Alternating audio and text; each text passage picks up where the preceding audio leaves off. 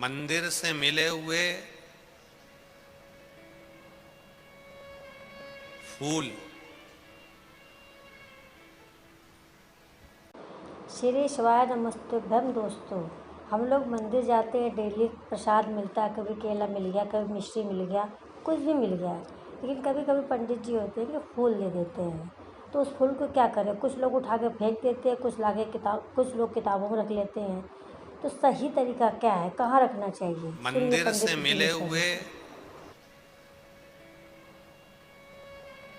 फूल मंदिर से मिले हुए फूल को कहाँ लगाना चाहिए, कहाँ रखना चाहिए? मंदिर से कोई पंडित जी आपको फूल दे देता है, उस फूल को सबसे पहले कहाँ लगाना चाहिए, कहाँ रखना चाहिए?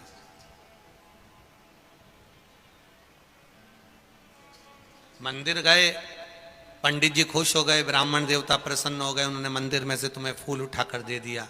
इस फूल को कहाँ लगाना चाहिए, कहाँ रखना चाहिए? शिव महापुराण में, लिंग पुराण में, पद्म पुराण में, स्कंद पुराण में पुष्प का भी वर्णन है कि मंदिर से मिला हुआ पुष्प नयनों से लगाकर, हृदय से लगाकर अपने कर्ण में लगाया जाता है, कानों में लगाया जाता है। कानों में क्यों? क्योंकि भगवान के प्रवेश का सबसे बड़ा दरवाजा यह कर्ण है, जो भगवान के प्रवेश को कराता है। आपने कथा सुनी, उसमें आपको मिला कि एक लोटा जल चढ़ाने से ये प्राप्ति होती है। शिव अंदर गया तब तो आपने मंदिर जाना प्रारंभ किया। अगर शिव अंदर नहीं जाता तो कोई मंदिर जाना प्रारंभ नहीं करता। लगाया हृदय से, कर्ण पर रखा। कर्ण पर रखने के बाद उसको फिर पुष्प को विसर्जन करने से पहले अगर कोई पंडित, कोई विद्वज्जन, कोई ब्राह्मण जन आपको फूल दे देते हैं, हृदय से, नेत्रों से लगाने के बाद, मस्तक से लगाने के बाद उसे थोड़ी देर कर्ण पर जरूर रखना चाहिए। कर्ण पर रखने के बाद फिर भले उसको उतार कर तुम विसर्जन कर दो, पर कान के छुए बिना उसका विसर्जन भी नहीं होता है। कर्ण का स्पर्श, तू प्रवेश का द्वार, ये कर्ण है जिसमें से मेरा महादेव अंदर प्रवेश करा।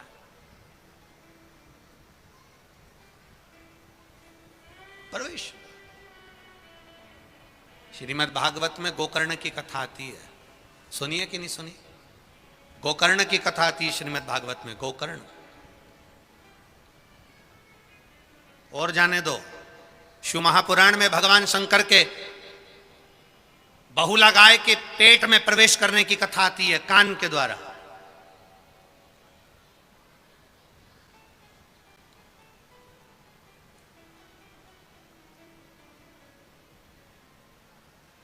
स्त्रियों को सबसे ज्यादा सुंदर आभूषण पहनने की अगर सुंदरता लगती है तो वो कान में ही लगती है। कभी तुमने सुना 16 संस्कार में एक संस्कार है कर्ण छेदन संस्कार? कौन सा? कर्ण छेदन।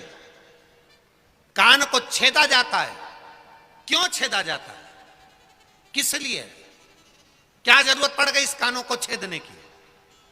क्या जरूरत पड़ गई इन कानों में पिन लगाने की? क्या जरूरत पड़ गई इन कानों को छेद करने की?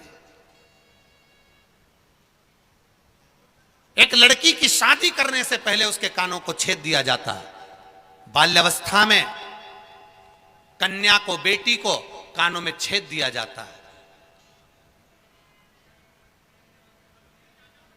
कानों में छेद।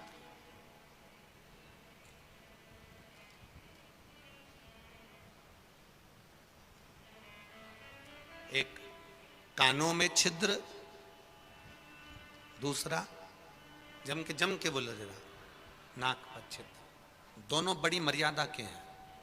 कर्ण छिद्र, बेटी को विवाह करने से पहले, जब बेटी कुंवारी रहती है, कन्या रहती है, छोटी रहती है, उसके कानों को छेद दिया जाता है। पुरुष, उसके भी कानों को छेदा जाता है। कर्ण छेदन का महत्व क्या कहता है? अच्छा मिले उसको अंदर उतार लो। कोई अगर तुम्हारी बुराई कर दे, अपशब्द कह दे, तो कानों में जो छेद है, ये 2 छेदों का महत्व बड़ा प्रबल है। एक छेद अच्छाई को लेने के लिए है, दूसरा छेद जिसमें कुंडल डाले हैं, ये छेद जब कोई बुरा बोले तो उस छेद में से बाहर निकालने के लिए है, ये अंदर प्रवेश के लिए नहीं।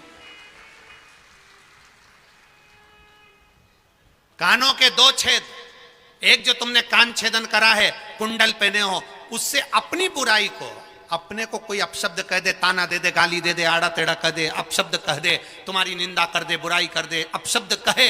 हमने पहले भी कथा में वीरगंज की कथा नेपाल से कहा था, भगवान से प्रार्थना करते समय एक प्रार्थना ये भी करना कि मुझे अपनी बुराई सुनने की सहनशीलता देना। इतना जरूर करना भोलेनाथ कि लोग मेरी बुराई करे तो मैं सुन सकूं, किसी को अपशब्द ना बोलूं, वो आड़ा टेढ़ा बोले मैं सुन लूं, वो मुझे गाली दें मैं सुन लूं, क्योंकि दुनिया के लोगों को सुनने की आदत खत्म हो गई। वीडियो अच्छी लगी तो लाइक करें, सब्सक्राइब करें, शेयर करें।